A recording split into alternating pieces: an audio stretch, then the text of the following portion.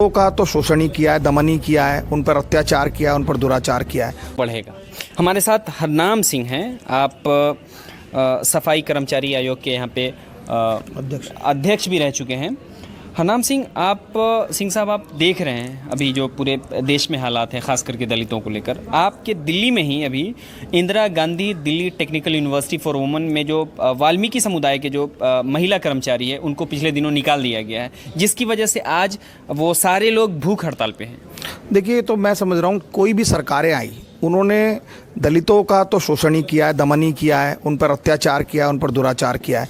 और जहाँ तक वाल्मीकि समाज की बात है, क्योंकि आज हम वाल्मीकि प्रगट उत्सव पर यहाँ पर खड़े हैं, तो वाल्मीकि समाज के साथ तो हमेशा से ही बहुत एक दोगला व्यवहार हर सरकारों ने किया है। और जो अभी की प्रेजेंट सरकार है वो तो निजीकरण को और बढ़ावा दे रही है। निजीकरण में इनको मिनिमम वेजेस इंश्योर नहीं करे जा रहे हैं, इनको सेफ्टी गियर्स नहीं दी जा रहे हैं, इनको इक्विपमेंट्स नहीं दिए जा रहे हैं, और जब ये आंदोलनरत रहते हैं तो फिर इनको निकाल कर बाहर कर दिया जाता है। और ये सरकार तो लेटरल एंट्री के माध्यम से ग्रुप डी तो छोड़िए, ये तो अब ज्वाइंट सेक्रेटरी तक भर्ती कर रही है। ये कहीं ना कहीं इनको बाबा साहब के संविधान से चिढ़ है। बाबा साहब ने जो संविधान में जातिगत व्यवस्था से समानता का लाने का एक प्रयास किया था आरक्षण के माध्यम से, ये आरक्षण को इनडायरेक्ट खत्म करने का एक तरीका निजीकरण है।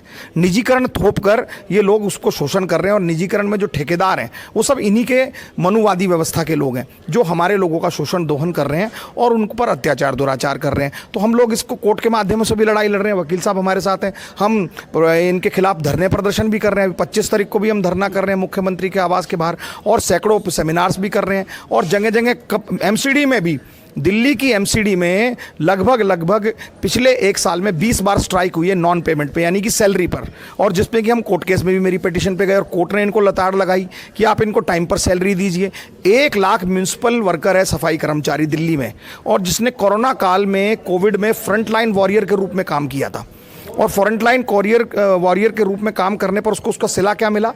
उसको सैलरी नहीं दी जा रही। उसके बाद उनको लोगों को ज़बरदस्ती कहा गया कि आप लोग इस कोरोना काल में भी निकलिए। जब वो निकले तो WHO की गाइडलाइंस थी कि इनको सेफ्टी इक्विपमेंट्स दिए जाएंगे, इनको गम्स बूट दिए जाएंगे, इनको ग्लव्स दिए जाएंगे, इनको मास्क दिए जाएंगे, इनको सैनिटाइज़र दिया जाएगा, इनको हेल्थ चेकअप कैंप होगा, अगर इनको कोई मुश्किलात आ जाएगी तो इनकी तुरंत हेल्थ फ्री करी जाएगी। और उसके बावजूद अगर अनफॉर्चुनेटली इनकी शहादत हो जाए या मर जाएँ तो दिल्ली सरकार ने अपने मैनिफेस्टो में कहा था कि हम इनको 1 करोड़ रुपया देंगे। 57 ऐसे लोग हैं नॉर्थ एमसीडी में, ईस्ट एमसीडी में और साउथ एमसीडी में, जिनकी ऑन ड्यूटी कोरोना काल में कोरोना से अपनी ड्यूटी सफाई करते हुए दिल्ली के जनता को बचाते हुए उनकी जान चलेगी, उनकी शहादत होगी।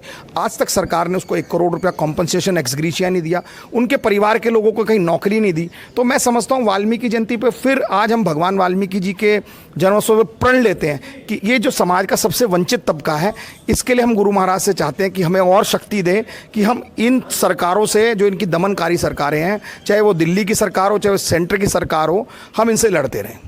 आप लगातार, हरनाम सिंह, आप लड़ते आ रहे हैं, इनकी आवाज़ उठाते हुए आ रहे हैं। मनीष सिसोदिया जो डिप्टी चीफ मिनिस्टर हैं यहाँ के, सफाई कर्मचारी को जो निकाला जाता है उस पर बार बार आश्वासन देते हैं, या ठेकेदारी पे जो लोग हैं, ठेके पे जो लोग हैं, ये कहा जा रहा है कि चीफ मिनिस्टर, दिल्ली सरकार और ठेकेदार दोनों के साठगांठ की वजह से मिलीभगत हो गई है और सारे के सारे कर्मचारी को निकाल दिया गया है। ऐसे में आगे कैसे लड़ाई? देखिए, इससे झूठी सरकार तो देश में अब तक कोई हो नहीं सकती, जिसने अपने मैनिफेस्टो में कहा कि 8 लाख नौकरी अरविंद केजरीवाल ने, आम आदमी पार्टी ने अपने मैनिफेस्टो में कहा था कि हर साल हम देंगे। 7 साल से इनकी सरकार है, 8 सत्ते 56 लाख लोगों को सरकारी नौकरी अब तक मिल जानी चाहिए थी। हुआ क्या उसके बदले? मैंने RTI करी, RTI में जवाब आया कि अब तक DSSBC एक बोर्ड है, Delhi subordinating staff selection board, उससे सरकारी नौकरी दिल्ली सरकार में लगती है। केवल 419 नौकरियां इन्होंने 7 साल में सरकारी नौकरी निकाली है, जिसका इश्तिहार निकाला है। और नौकरी देने का वायदा कितना किया था? 56 लाख। यानी कि ये सरकार तो उनको और दगा दे के आई है और उनकी गुर्बत का मजाक उड़ाया। क्योंकि जिस वक्त लोग कांग्रेस की सरकार से नाराज थे और वो समझते थे कि कांग्रेस की शासन में धोखा हो रहा है, तो उनको एक उम्मीद नजर आई थी इस आंदोलन से। अब मुझे नहीं लगता कोई आंदोलनों पे विश्वास करेगा। अन्ना आंदोलन पे इस देश के युवाओं ने बहुत विश्वास किया था और वो विश्वास को इन्होंने तोड़ा है। और उस आंदोलन के बाद जब ये सरकार बन के आई तो लोगों ने सचमुच में सोचा कि अगर ये कह रहे हैं तो ये सच्चे लोग होंगे, अगर ये कह रहे हैं कि हम हर साल 8 लाख युवाओं को नौकरी देंगे तो हमें मिल जाएगी। आज हुआ क्या, 8 लाख साल की नौकरी, 57 लाख नौकरी 7 साल में मिलनी चाहिए थी, मिली कितनी, 419। तो इस सरकार से तो हमें कोई उम्मीद ही नहीं है। ये सरकार तो मैं समझता हूँ जितनी अभी तक सरकारें आई उन्होंने भी हमें धोखा दिया, उन्होंने भी छला है, लेकिन इस सरकार ने उन सबसे ज़्यादा हमें धोखा दिया है। इस सरकार तो अगर आप अरविंद केजरीवाल पे ये अगर तोहमत लगा रहे हैं या ये सच भी वो मान लेते हैं, तो अगर एक स्टेट को बेवकूफ़ बनाया है केजरीवाल ने, तो प्राइम मिनिस्टर के ऊपर ये इल्ज़ाम है कि पूरे देश को बेवकूफ़ बनाया। उन्होंने 2 करोड़ का महंगाई को लेकर, रोजगार को लेकर, महिला सुरक्षा को लेकर ऐसे बहुत सारे वायदे हुए जिसमें एक वायदे को भी उन्होंने पूरा नहीं किया है। देखिए, उनका खुद का 2 करोड़ रोजगार देने का वायदा था, 15-15 लाख रुपए देने का वायदा था। 15 लाख पे तो उनके पूर्व राष्ट्रीय अध्यक्ष और अब वर्तमान देश के गृह मंत्री अमित शाह जी ने कह दिया कि ये हम चुनावी बात करते हैं, एक जुमला है 15 लाख। तो मैं समझता हूँ ऐसी चुनावी वायदा देश के प्रधान सेवक नरेंद्र दामोदर दास मोदी ने भी किया।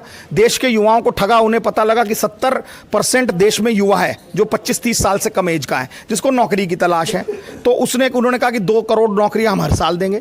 2 करोड़ नौकरी से उनको भी 7 साल लगभग हो गए, होने जा रहे हैं, तो 7 साल में 14 करोड़ नौकरी लग जानी चाहिए थी देश में। तो आज देख लीजिए कि देश में कितनी नौकरी इन्होंने लगाई है। जब देश में यही सरकारें निजीकरण को बढ़ावा दे रही हैं, आज जब देश में एक आईएएस दानिश अफसर या आईएएस पीसीएस करके जब सिविल सर्वेंट जब बढ़ता था, डिप्टी सेक्रेटरी लगता था, फिर एडिशनल सेक्रेटरी बनता था, जॉइंट सेक्रेटरी बनता था, फिर सेक्रेटरी बनता था, अब इन्होंने तो एक आरएसएस ने नई परिपाटी निकाल दी है। ये अपने आरएसएस के लोगों को बैकडोर एंट्री से जॉइंट सेक्रेटरी, लेटरल एंट्री लगा रहे हैं। एक कोई हीरो है मनोज वाजपेयी, उसके बड़े भाई हैं, मुझे नहीं लगता उसने पर्यावरण पे कितने पेड़ पौधे गिने होंगे, उसको एनवायरनमेंट मिनिस्ट्री में डायरेक्ट जॉइंट सेक्रेटरी लगा दिया है। ये कौन सी व्यवस्था लेके आ रहे हैं? संवैधानिक व्यवस्था पर ये बहुत बड़ा कुठाराघात है, ये संविधान की बहुत बड़ी अवहेलना है। मैं समझता हूँ इन सरकारों को ये गैर संवैधानिक काम कर रहे हैं। जो इन्होंने शपथ ली थी कि हम भारत के संविधान में विश्वास रखते हैं, ये भारत के संविधान के खिलाफ काम कर रहे हैं। इसी की लड़ाई हम सब अम्बेडकरवादी लोग लड़ रहे हैं और हम ना डरेंगे ना झुकेंगे, हम इनसे ऐसे ही लड़ते रहेंगे। बहुत शुक्रिया। ये हमारे साथ हरनाम सिंह साहब थे। महमूद पराचा हो या फिर राकेश टिकैत हो जो किसान नेता हैं, या हरनाम सिंह, ये सब लोगों ने एक बात तो बहुत कॉमन तरीके से कही है, वो ये कि आपके लड़ाई को ज़िंदा रखने के लिए या आगे बढ़ाने के लिए आपको कलम पकड़ना होगा, किताब पढ़नी होगी, इसके अलावा कोई रास्ता नहीं है। जब तक आप संविधान को पढ़ेंगे नहीं, संविधान को समझेंगे नहीं, आप संवैधानिक ढंग से अपनी बात या अपनी लड़ाई को आगे नहीं ले जा सकते हैं। कैमरामैन अनुज के साथ मैं जसीम उल हक, नेशनल दस्तक, दिल्ली। नेशनल दस्तक की आपसे गुजारिश है कि अगर इसको बचाना चाहते हैं तो नेशनल दस्तक को सब्सक्राइब करने के लिए रेड कलर के सब्सक्राइब बटन को दबाएं, फिर बेल आइकन की घंटी दबाएं। नेशनल दस्तक को बचाने के लिए बहुत जरूरी है कि हर खबर को शेयर करें, लाइक करें, कमेंट जरूर करें।